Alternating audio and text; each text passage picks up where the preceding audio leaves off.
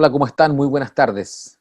La constitución política de un Estado, de una nación o de un país no es otra cosa que un acuerdo tácito entre la ciudadanía y quienes ejercen el poder. El pacto ciudadano entre quienes están a la cabeza de los destinos de una nación y quienes son los dirigidos, los ciudadanos que entregan esa confianza. Pero ¿bajo qué normas? ¿Bajo qué derechos? ¿Bajo qué deberes?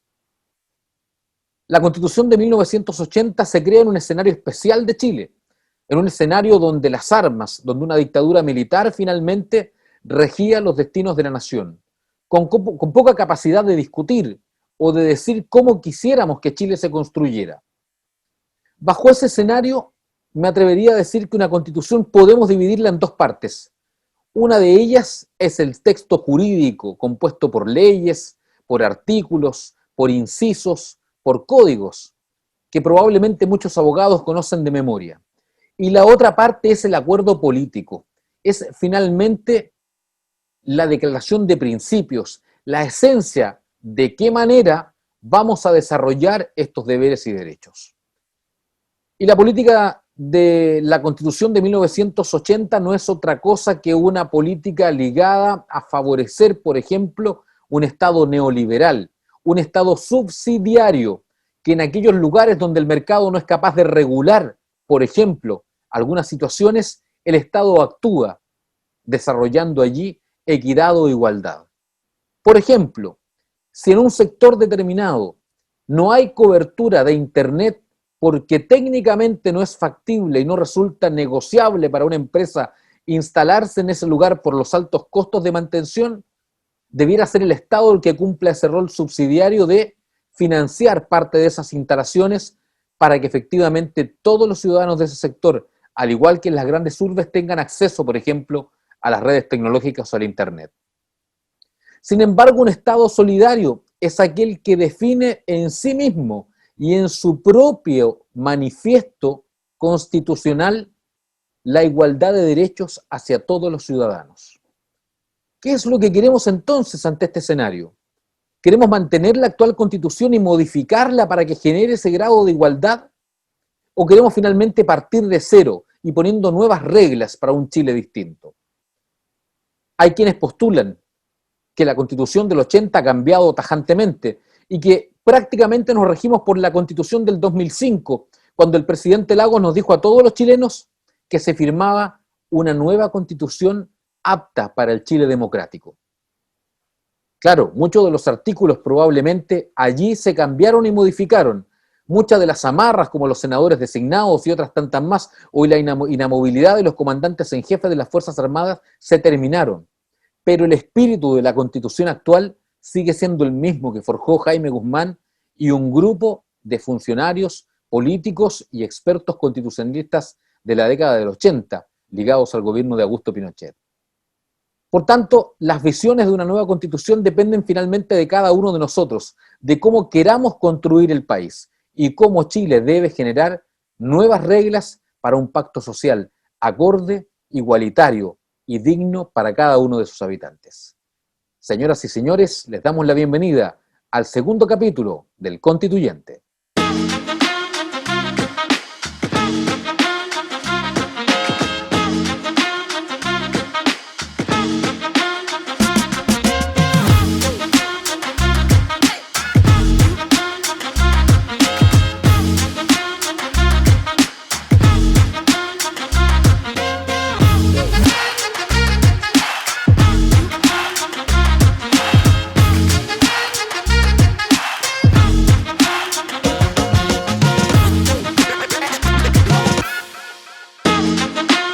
¿Qué tal? ¿Cómo están? Bienvenidos a través de las pantallas de Canal 2, Chilena FM y todas nuestras plataformas. Les damos la bienvenida a este segundo capítulo del Constituyente, agradeciendo de antemano la alta sintonía que nos brindaron la semana recién pasada en nuestro capítulo estreno. Saludamos a quienes también nos sintonizan a través de las redes sociales de Canal 2 y Chilena FM. Hoy vamos a buscar la otra cara de la moneda. Lo que queremos en este espacio es que usted pueda tener las herramientas necesarias para tomar una decisión acorde a un proceso tan importante histórico como el que vivirá nuestro país el próximo 25 de octubre. Y la invitada de hoy es una mujer abogada de la Pontificia Universidad Católica de Chile, es la actual directora ejecutiva de Libertad y Desarrollo y además, hasta hace poco tiempo, hasta principios de este año, era la ministra de Educación del gobierno de Sebastián Piñera. Me refiero a Marcela Cubillos Cigales, la invitada hoy en el Constituyente, quien ha tenido claras posiciones en torno a su decisión de rechazar esta idea de una nueva constitución. Esta semana, en menos de 140 segundos, tengo que decirle que le hicieron trampa. Independiente de la opinión que usted tenga sobre el gobierno o sobre el retiro del 10%, nadie puede saltarse las reglas del Estado de Derecho. Ningún ciudadano común tiene el poder para decir cuándo le parece justo o injusto cumplir una norma, pero la mayoría de los diputados creen que ellos sí pueden. Cualquier reforma al sistema de seguridad social debe hacerse según nuestras reglas por ley de iniciativa exclusiva del presidente para resguardar la responsabilidad en el gasto público y la estabilidad en el sistema de pensiones. ¿Qué se hizo para burlar esta exigencia? Trampa. Un grupo de diputados presentó un proyecto de reforma constitucional para lograr por esa vía lo que no podían lograr por la vía institucional. Es decir, ni ley ni presidente, sino reforma constitucional y de los diputados. La Constitución además es clara en señalar que la reforma al sistema de pensiones requieren 2/3 y no 3/5 de los votos.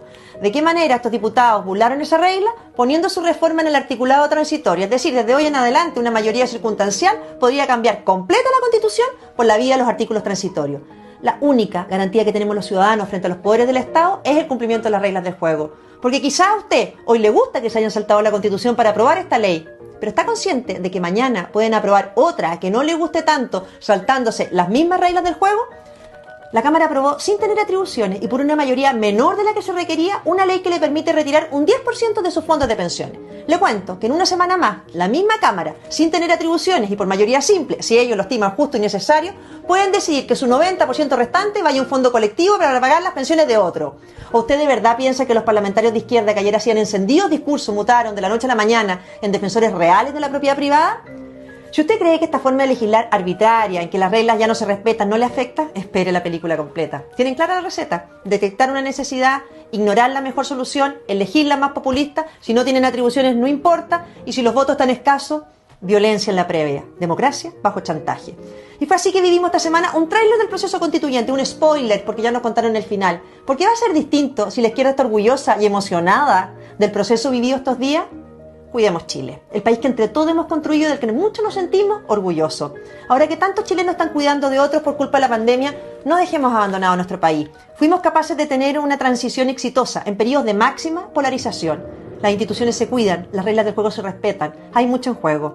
Marcela Cubillos es la invitada a esta conversación extensa en este segundo capítulo del Constituyente, aquí en Canal 2 y Chilena FM. Bien, la vemos ya en pantalla dividida, está en contacto con nosotros, es abogada de la Pontificia Universidad Católica, hoy día directora ejecutiva de la Fundación Libertad y Desarrollo y además ha sido ministra de Estado en las carteras de Medio Ambiente, en Educación y por supuesto diputada representando a Ñuñoa y Providencia durante muchos años en nuestro país. Me refiero a Marcela Cubillos. Marcela, gracias por esta invitación, por estar hoy día en el Constituyente a través de las pantallas de Canal 2 y Chilena FM. Muchas gracias a ti por la invitación y feliz de tener la oportunidad de conversar contigo. Marcela, lo primero que le quiero preguntar, y lo veía en algunos Twitter suyos y algunas redes sociales esta semana, ¿están primero que nada las condiciones para este proceso electoral del próximo 25 de octubre con todo esto de la pandemia que hemos tenido que vivir? Yo creo que no corresponde que uno que está más en la esfera pública o política determine cuáles son las condiciones. Lo que sí corresponde es que los organismos técnicos fijen criterios sanitarios para la realización del plebiscito. Lo lógico es que se discuta. A mí lo que me molesta es que sea como una especie de tema tabú discutir si existen o no las condiciones de normalidad para desarrollar este plebiscito. A mí me molesta, por ejemplo, cuando veo a la presidenta del Colegio Médico poner la política por sobre la salud, porque ella dijo ayer, están las condiciones. ¿Cómo va a saber con tanta anticipación si están las condiciones sanitarias para hacer el plebiscito en octubre? Imposible que lo sepa. O ella misma, en marzo, con 180 casos activos, decía que no estaban las condiciones, y hoy día que hay, no sé, miles de casos activos, dice que sí están las condiciones. Entonces, lo que yo creo es que aquí tienen que fijarse ciertas condiciones sanitarias mínimas que deben cumplirse para no arriesgar la salud y la vida de las personas y para que cualquier persona pueda ejercer su derecho a sufragio de manera libre, que es un derecho fundamental. ¿Usted prefiere que se haga el plebiscito o preferiría suspenderlo? No, yo creo que se tiene que hacer en la medida que estén las condiciones sanitarias para hacerlo. Pero no soy yo la llamada a determinar si se cumplen o no se cumplen las condiciones sanitarias. Pero ¿qué ocurre? Hay ciertos datos objetivos, que eso no implica que solo se tenga que cuidar el día de la elección. En un proceso electoral es tan importante como el día, la etapa previa. el voto para que sea libre tiene que cumplir dos requisitos. Tiene que ser informado y tiene que hacerse sin miedo. Que sea informado quiere decir que cualquier persona que nos esté escuchando pueda salir a hacer campaña, pueda salir a informar de su posición o a informarse. Y al mismo tiempo que se ejerza sin miedo. Si tú vas a tener miedo a contagiarte y por eso no vas a votar, ahí no hay un voto libre. Por lo tanto, la campaña también es anormal que se dé cuando quedan tantas comunas en cuarentena o con restricciones a la locomoción o con restricciones a la reunión, etcétera, porque probablemente no puedes hacer campaña con la libertad que un proceso como este te exige. ¿Comparte, Marcela, la visión de quienes señalan que la validez de este proceso va a estar dada por la cantidad de gente finalmente que vaya a votar?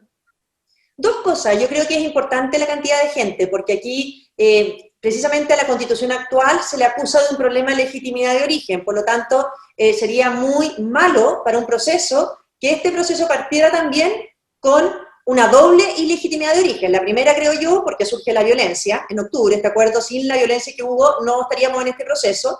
Y número dos, si este proceso participa poca gente, obviamente que se daña su legitimidad. Y peor aún, ¿qué pasa si hay franjas completas de gente que no vota?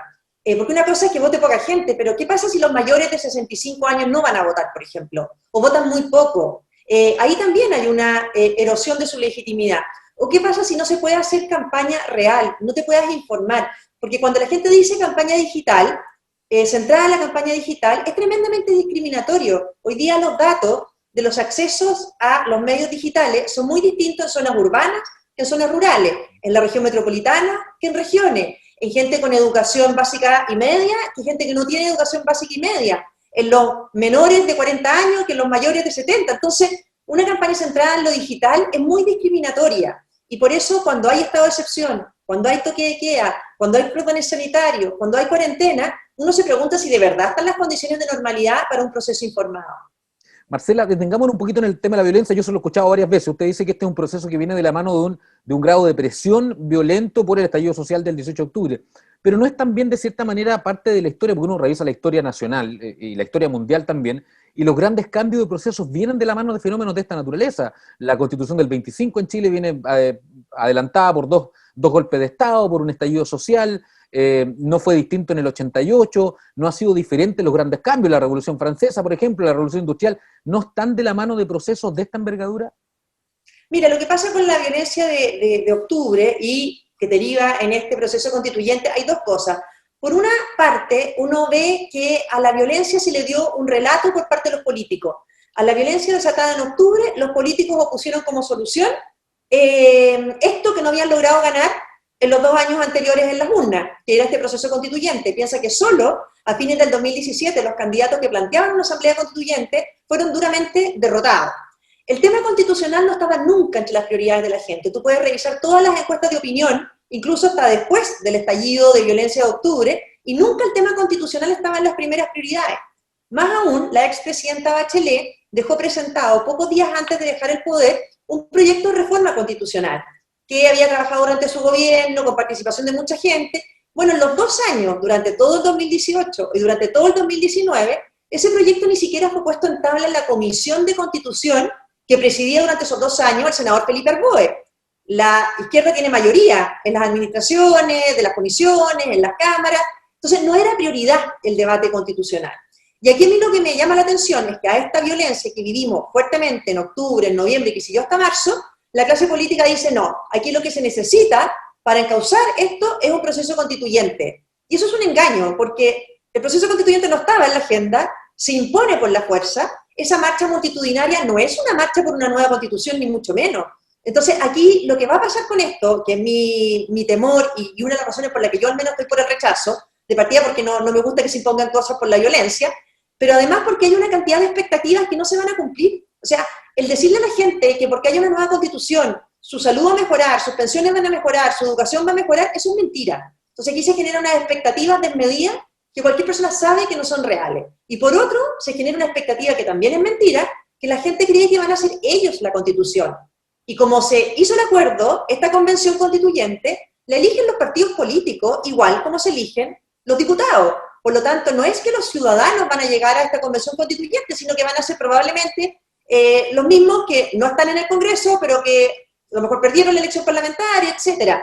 Entonces creo que ahí hay mucha expectativa desbordada con un proceso que no es capaz de satisfacerla, porque una constitución no es para eso. O sea, tú puedes tener una lista interminable de derechos, pero eso no te garantiza que los vayan a cumplir. Creo que Argentina tiene miles de derechos puestos, pero da lo mismo, si las políticas públicas no son eficientes, tú no tienes salud de calidad, no tienes educación de calidad o no tienes pensiones altas. Entonces, el creer que la Constitución va a ser la solución de todos los males, creo que ese es un engaño y una expectativa muy peligrosa. Dos cosas, Marcela, que se me vienen a la mente con su respuesta inmediatamente. Primero, la paridad de género, la incorporación de pueblos originarios y de independientes no resuelve el problema de una convención constitucional que termine siendo delegitimada, tal cual hoy día está delegitimada la clase política nacional.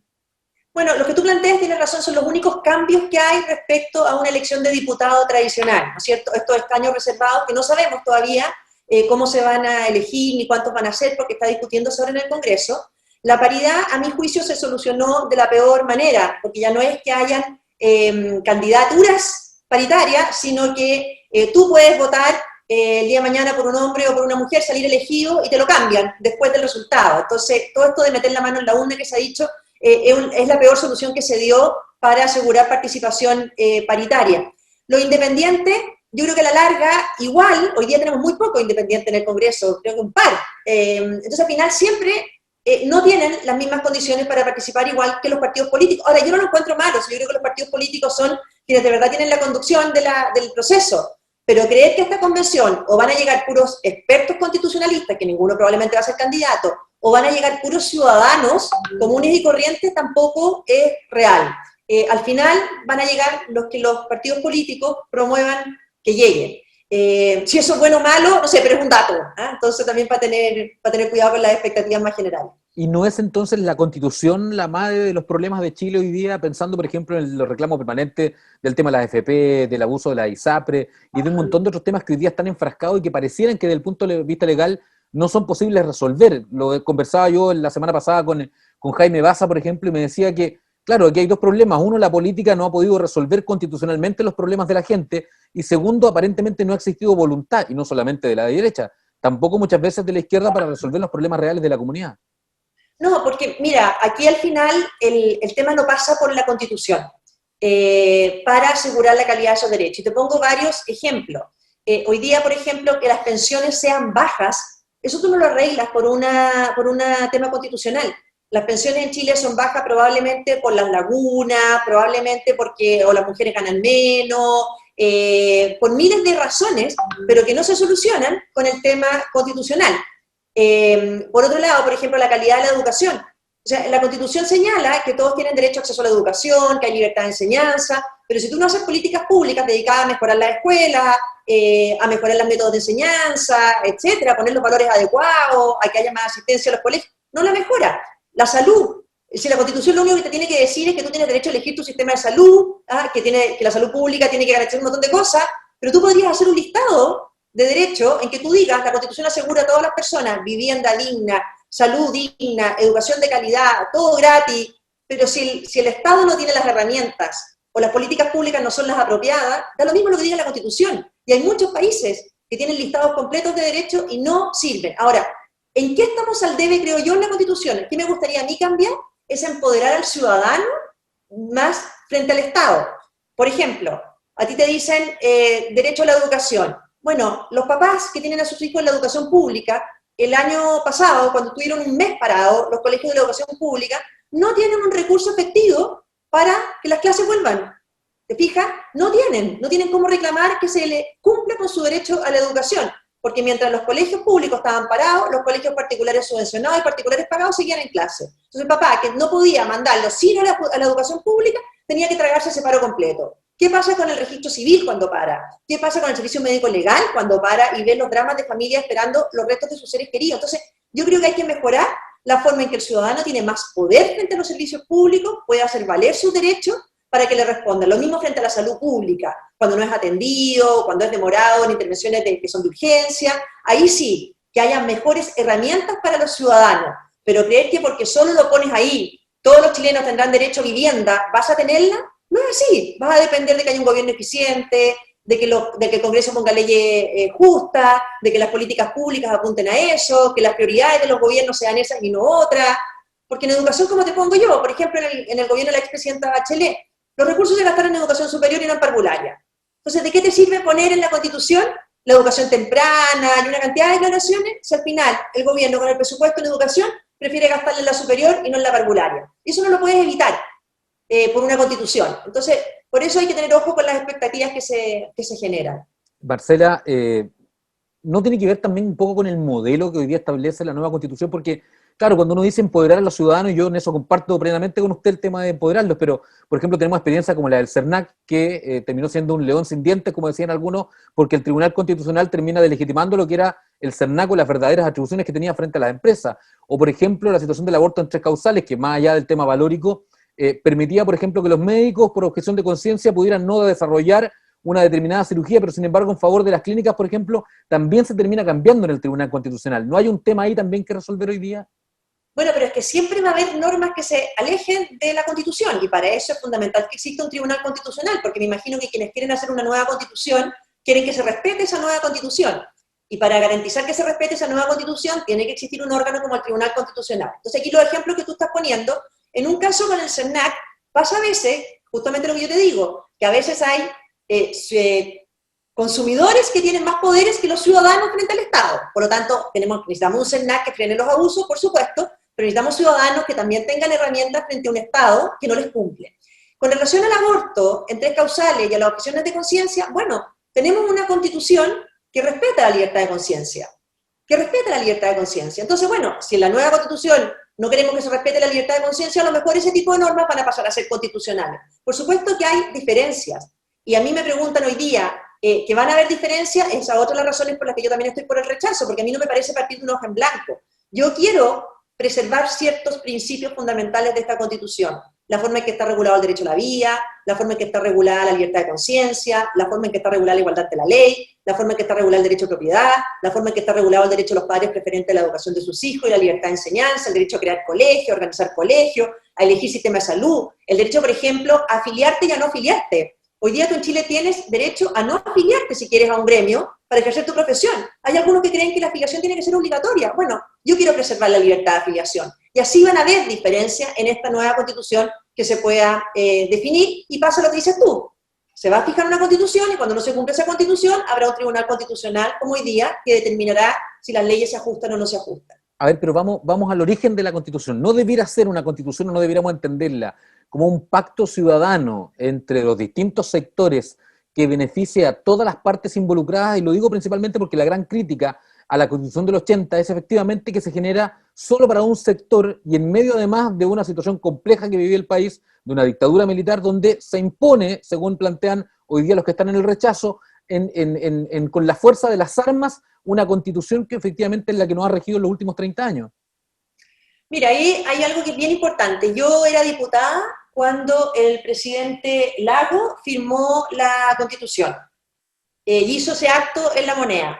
Esta Constitución, que si uno va a la firma, tiene la firma no solamente del expresidente Lago, tiene la firma de Francisco Vidal, tiene la firma de Osvaldo Pucho, tiene la firma de Yasna Proboste, tiene la firma de Nicolás Izaguirre, quienes eran ministros en esa época. En esa ceremonia, muy emotiva, que hicieron en el 2005, en La Moneda, el presidente Lagos dijo, al fin Chile tiene una Constitución plenamente democrática. Hoy despunta la primavera. Él no dijo jamás, ni él ni sus ministros, esto es lo más que pudimos conseguir, bueno, ya la firmamos. No, él tenía la conciencia de estar promulgando una reforma constitucional que hacía de esta Constitución plenamente democrática. Si en ese minuto se hubiera plebiscitado esa reforma consensuada con todos los sectores, probablemente hubiera sido un plebiscito en el que hubiera arrasado la aprobación de esa Constitución, porque contó con la unanimidad de todo, pero no se plebiscitó. Entonces a mí me llama la atención que después del 2005, en que se hace esto, o sea, ¿tú crees de verdad que el presidente Lagos le hubiera puesto su firma a una Constitución que él considera antidemocrática? No, pero O sea, Marcela, ¿para qué la firmó?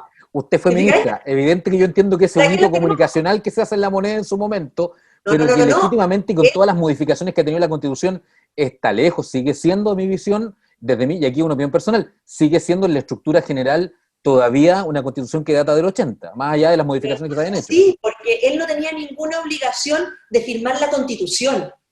Todos los gobiernos pueden hacer reformas a la Constitución y esas reformas las firman, obviamente. Él pide, dentro del paquete de reformas, que se cambie la firma de la Constitución, que salga la firma de Pinochet y aparezca la firma de él y de sus ministros, porque él consideraba que el texto que estaba saliendo de esa reforma era plenamente democrático, si no, no lo hubiera hecho. Piensa que todas las reformas que se hacen ahora no cambian la firma de la Constitución. Esta reforma que está aprobando ahora el Congreso y que las tiene que promulgar el presidente Piñera, no es que cambie la firma de la Constitución. Bueno, el expresidente Lago quiso cambiar la firma de la Constitución.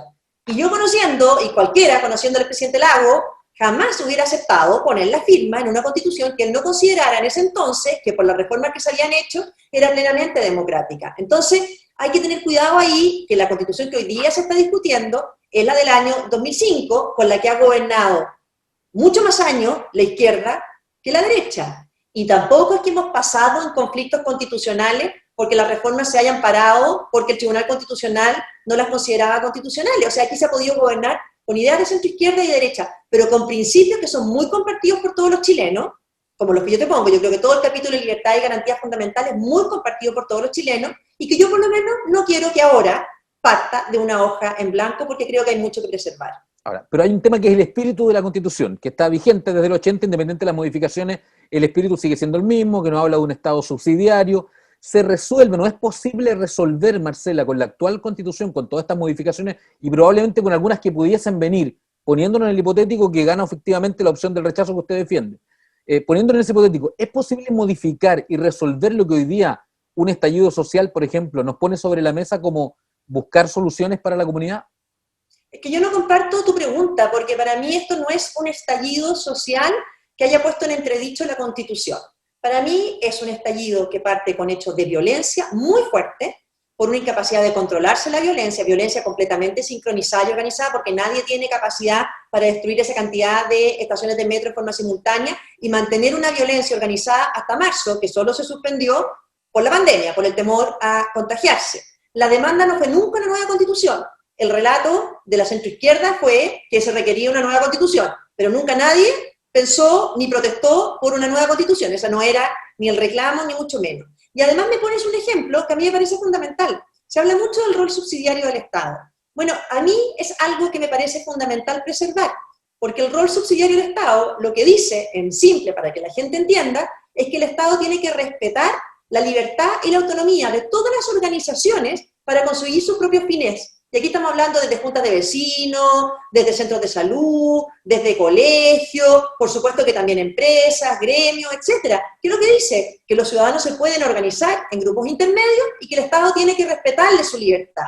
Y que el Estado interviene en aquellas materias en que es fundamental que lo haga, y en otras en que los ciudadanos no lo hacen bien, y en otras en que el Estado tiene que garantizar determinados derechos. Pero siempre se tiene que cuidar la libertad de los individuos, o sea que aquí hay una persona frente al Estado, y eso es un principio básico de la libertad en todos los países del mundo. Y si uno ve ahora, todo lo que criticaban el rol subsidiario del Estado, con esta Constitución se pudo enfrentar esta pandemia con mecanismos que tiene esta Constitución, por lo tanto hay mucho mito acá, porque aquí tú piensas que cuando partió el COVID, inmediatamente el gobierno hizo funcionar la red de salud pública y privada como una sola.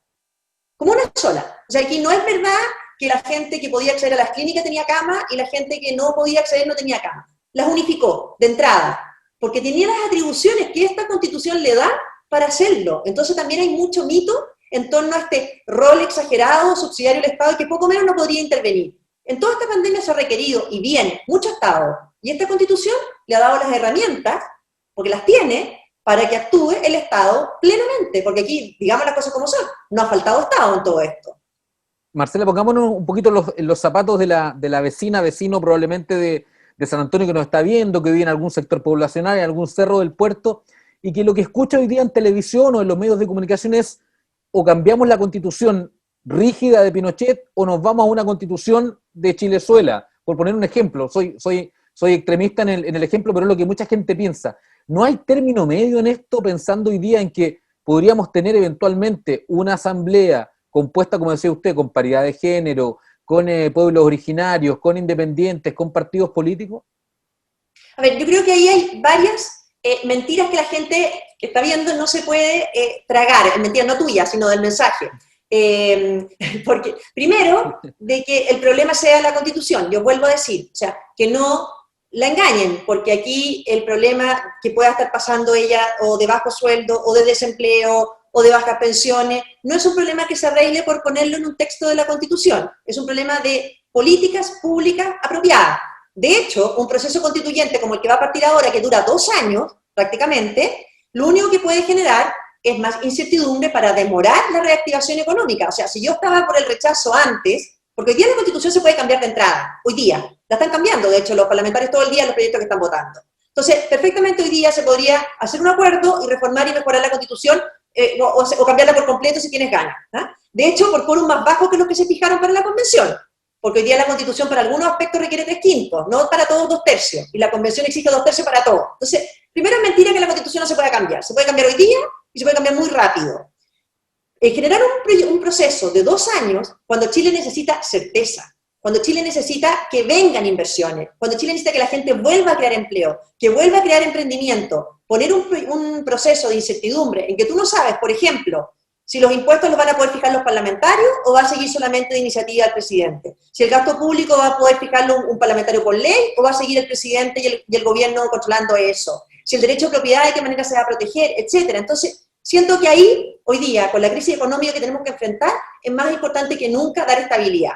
Ahora, tú planteabas el término medio. Es que el término medio, yo creo que desde el minuto en que se establece que el proceso constituyente, si gana el apruebo, parte de una hoja en blanco, eso ya no es un término medio.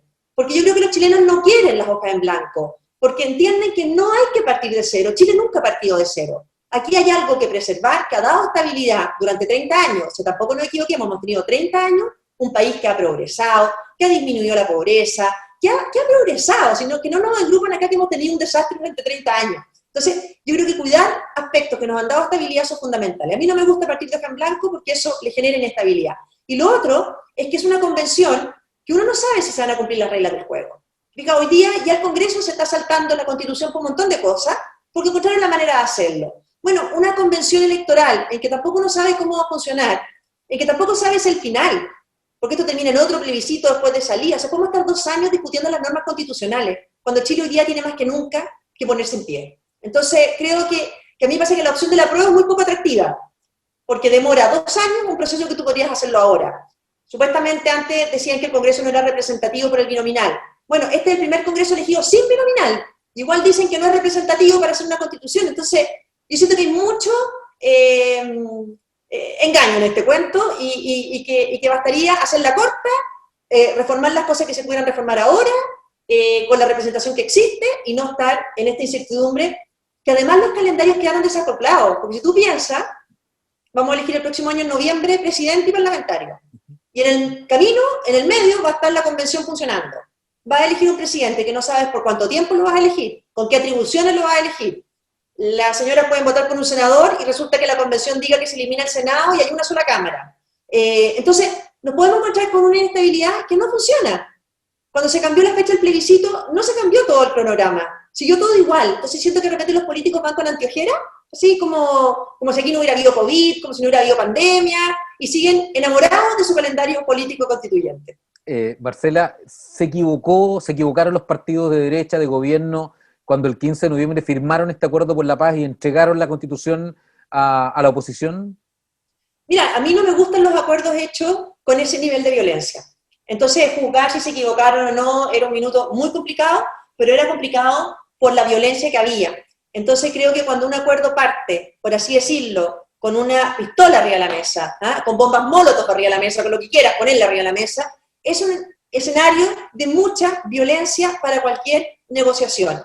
Y sobre todo cuando vía esa violencia se logra algo que 2 años antes habían perdido en las urnas democráticamente. Entonces, a mí que no me digan que si no hubiera habido violencia, estuviéramos en este proceso constituyente. No estaríamos. Con la sola marcha multitudinaria, no estaríamos en este proceso constituyente, porque esa marcha no fue por una nueva constitución, fue por 1000 razones, por miles de malestares compartidos por mucha gente que no tienen que ver con una nueva constitución. A lo mejor algunos sí protestaron por una nueva constitución, pero no toda la gente que salió a la calle. Entonces, yo tengo clarísimo, y creo que cualquier persona que se aproxime de buena fe, sin la violencia de octubre y noviembre, no estaríamos en este itinerario constituyente, porque este itinerario constituyente se sometió a votación en el 2017, había candidatos que sí lo planteaban, y fueron duramente derrotados en las urnas. Lo primero que uno piensa hoy día en este escenario actual es evidentemente cómo vamos a llegar primero a esta discusión del mes de octubre y si hay algo positivo para la oposición es que han logrado ponerse de acuerdo en torno a este proceso constituyente. Sin embargo, por otra parte, el gobierno, el presidente pide ayer presidencia y yo sé que es parte de lo que a usted a lo mejor probablemente la motivó a dejar el Ministerio de Educación un momento y decir yo quiero la libertad de poder opinar, lo he escuchado en alguna entrevista que ha dado. ¿Le juega en contra hoy día una instrucción de esta naturaleza del gobierno y siente que hay hoy día menos entusiasmo desde el rechazo para plantear su objetivo en torno a este proceso? Mira, lo que pasa es que el plebiscito es la primera etapa de todo un proceso constituyente. Entonces, yo no dramatizo demasiado que en Chile Vamos hayan dos posturas frente al plebiscito, porque estoy segura que a diferencia de la izquierda, en el tema de fondo de qué constitución queremos, vamos a estar mucho más unidos que ellos. ¿Ah? Yo con personas de Chile Vamos que están por el apruebo, prácticamente no tengo ninguna diferencia en lo que queremos ver escrito en nuestra constitución.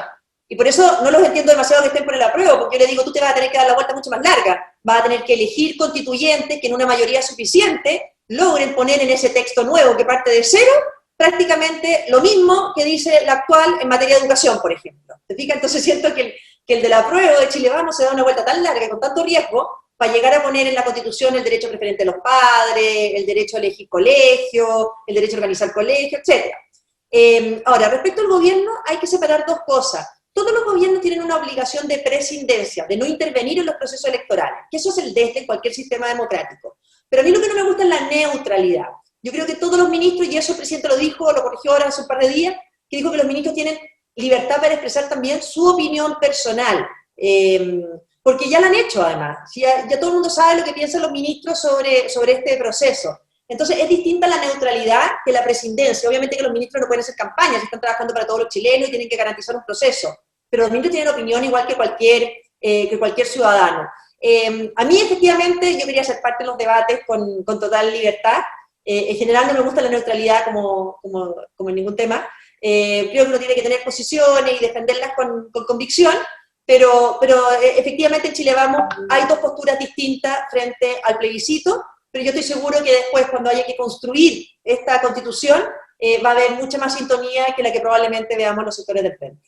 La aterrizo con un ejemplo al tema local de San Antonio. Usted me imagino que conoce la realidad local en torno al proyecto de puerto a gran escala, que va a significar construir un puerto de gran envergadura para nuestro país en esta comuna. Hoy día la ciudadanía siente que muchas veces está en una comuna de sacrificio que ha tenido que pagar costos alternativos por el crecimiento de la actividad portuaria con un puerto que hoy día es la tercera o cuarto ingreso más importante de las arcas fiscales y que lamentablemente parte de esos recursos no vuelven a la ciudad con los consiguientes conflictos y problemas que evidencia la ciudadanía, de problemas en las calles, en el tránsito, con 3.500 camiones circulando diariamente por la ciudad. ¿Una nueva constitución no resuelve estas reglas del juego o sí las pone en discusión por lo menos? No creo, porque ¿por qué te cambiaría? O sea, yo desconozco el detalle de la situación que tú describes, o sea, lo he leído, no sé, algunas cosas como de impacto más bien ambiental uno las conoce, bueno, me tocó ser ministro también de Medio Ambiente, pero desconozco el proyecto en detalle. Pero de nuevo, creo que atribuirle a la Constitución, piensa que hay países que tienen constituciones muy generales, aquí hay sectores que tienen una constitución muy mínima, con pocas normas, son muy generales, por lo tanto, los problemas que tú estás explicando no chocan con determinadas constituciones, o si chocaran, son fáciles de reformar, pero eso no amerita hacer una constitución desde cero, en que se ponga en entredicho todo nuestro sistema político y democrático. A eso es lo que voy. Y también generar expectativas de que la Constitución te incide demasiado en tu vida cotidiana, eso no es así. Porque vuelvo a decir, con esta Constitución se ha gobernado con gobiernos como con el programa de la presidenta Bachelet, como con gobiernos de Eduardo Frei, con gobiernos del presidente Piñera. Y en general todos los programas calzan dentro de esta Constitución y se pueden hacer reformas muy grandes con la misma Constitución. Se pueden hacer reformas de pensiones, reformas educacionales, reformas en concesiones. Por lo tanto, de repente hay una expectativa, una sobreexpectativa, y creo que no es bueno que se alimente esa sobreexpectativa, porque siento que al final es un engaño, y cuando las expectativas no se vean reflejadas en un nuevo texto constitucional, ahí sí que vamos a tener entonces mucha gente muy disconforme. O sea, hay un tema que es absolutamente real de lo que usted plantea y que lo saben tanto en el apruebo como en el rechazo, y es que el cambio a la Constitución de concretarse no va a mejorar la calidad de vida de los chilenos al día siguiente. Estos son cambios políticos profundos que requieren probablemente 2, 3, 4 años, pero recién ese cambio de reglas podría evidenciar poder, por ejemplo, echar mano a mejorar la situación de la AFP, de la salud, de la educación, o definitivamente eso es posible hacerlo hoy día con la actual Constitución. Completamente hoy día. O sea, yo no veo qué tienes que cambiar en la Constitución para mejorar la calidad de la educación. No hay ninguna frase de la Constitución que tú tengas que cambiar para tener mejor calidad de la educación pública. Lo único que tienes que hacer es que cuando gobiernas cambias las prioridades y la plata, en vez de gastarla entera en la educación superior, la gastas en disminuir las brechas al inicio. Pero esas son decisiones políticas, no son de texto de la Constitución. Las pensiones lo mismo. El derecho a salud, en la Constitución dice que tú puedes tener salud privada o pública. Ya, pero no te mejora la salud pública porque tú pongas que habrá un sistema de salud pública de calidad. Eso no te lo mejora. Tú tienes que tener un gobierno que priorice y que administre bien los recursos. Porque si se administran mal los recursos, no vas a gastarlos donde tienes que mejorarlo. Entonces, y así puedes ir ejemplo por ejemplo. Entonces, cuando yo veo la educación, que lo conozco bien porque fui ministro de Educación, uno dice, no hay nada que cambiar en la Constitución que hoy día te permita mejorar la calidad de la educación. Está todo ahí, está todo ahí. Entonces, hoy día, ¿cuál es el problema que tenemos en educación? Mala calidad en la escuela, o sea, brechas de desigualdad, por así decirlo. Que un niño en una escuela de peor desempeño aprende recién en cuarto básico, lo que un niño en una escuela de mejor desempeño ya aprendió en primero básico. ¿Eso se arregla por la Constitución? No, se arregla por, como se está haciendo ahora, tener programas focalizados en las escuelas de peores desempeño, tener los incentivos correctos, aumentar la asistencia a clase, reinsertar a los niños en la escuela, mejorar las metodologías, gastar los recursos para tener mejores infraestructuras. A mí me tocó llegar con escuelas que todavía están en los containers, desde el terremoto del 2010. ¿Y eso se cambia por la Constitución? No, se cambia por gastar los recursos en mejorar las escuelas, porque no puedes tener niños, como uno visitaba, que seguían en los containers, muertos de frío estudiando y muertos de calor en el verano. Entonces, eso no se mejora, ni necesita un cambio constitucional. Necesitáis gobiernos eficientes con las prioridades claras. Tú puedes cambiar la Constitución completa, y si tenemos malos gobiernos con las prioridades equivocadas, la calidad de vida de la gente no va a mejorar. Marcela Cubillos, abogada, directora ejecutiva de Libertad y Desarrollo, ex ministra, ex diputada, ha estado conversando esta tarde con nosotros aquí en el Constituyente. Marcela, agradecerle eternamente la disposición, el tiempo, y quiero dejarle unos minutos finales para que usted pueda reflexionar o enviarnos un mensaje a la gente de San Antonio que hoy día nos está viendo a través de las pantallas de Canal 2 y Chilena FM. Bueno, no, con mucho cariño a toda la gente de San Antonio, estuve ahí en distintas ocasiones, me reuní también con apoderados en visitas a San Antonio cuando queríamos cambiar el sistema de admisión escolar, porque habían apoderados de San Antonio muy preocupados por cómo estaba funcionando, no lo logramos cambiar, no tuve mayorías en el Congreso, pero guardo mucho cariño de las visitas hechas a la comuna, y simplemente decir, yo creo que aquí es el deber de informarse. Siento que todas las personas tienen derecho a informarse qué es y qué no es una constitución, quién la va a hacer y quiénes no la van a hacer, y cuáles son derechos y cosas que son fundamentales que establezca una constitución y cuáles no dependen de una constitución. Por eso es muy importante. Y lo segundo es que también yo creo que hay que empujar a que todas las personas tienen derecho a votar de manera libre e informada. Por lo tanto, si no están las condiciones sanitarias, no se puede seguir adelante con un plebiscito porque los políticos simplemente lo quieren empujar. Lo primero es la vida y la salud de las personas, y eso tiene que estar por sobre cualquier otra consideración, porque las personas tienen derecho a cuidar su salud, a cuidar su vida y también poder ejercer sus derechos ciudadanos como el derecho a sufragio. Si una persona no va a ir a votar por miedo a contagiarse, eso es injusto y es antidemocrático. Por lo tanto, creo que lo que hay que hacer, y me parece que no puede seguir siendo un tema tabú, es que los políticos tienen que conversar de cuáles son las condiciones de normalidad para desarrollar este plebiscito y para que no ocurra lo que tú mismo estás planteando hoy día, que seguimos muchos años después discutiendo la legitimidad o ilegitimidad de una constitución. Yo no quiero que a futuro se discuta siempre si el plebiscito que inició este proceso constituyente tuvo la participación que se requería, pudo la gente participar con tranquilidad. Tenemos a los adultos mayores encerrados hace meses y les vamos a decir de un día para otro, oiga, vaya a votar tranquilo. Si este no es un problema de lo que diga o de las señales que dé el gobierno, sino de una pandemia que tenemos que ver si está a esas alturas más o menos controlada. Marcela, muchas gracias por estar con nosotros, muy gentil y obviamente invitada a puertas abiertas a este espacio para que, transcurridos los meses y esperando, acercándonos a este proceso, podamos volver a encontrarnos. Gracias a ti por todo. Marcela Cubillos, la invitada entonces a esta edición del Constituyente a través de las pantallas de Canal 2, Chilena FM y todas nuestras plataformas. Así entonces comenzamos a cerrar esta edición entregando nuevas herramientas para que usted vaya tomando una decisión, se vaya haciendo una idea y vaya tomando también cuerpo esta discusión en su hogar, en su grupo de amigos, entre las personas que usted considera para que el tema sea discusión. Una elección no solamente abanderarse con una u otra bandera, salir a la calle y hacer propaganda, es también discutir el fondo de un tema tan relevante cuya decisión, como ya lo hemos dicho siempre, nos afecta a todos.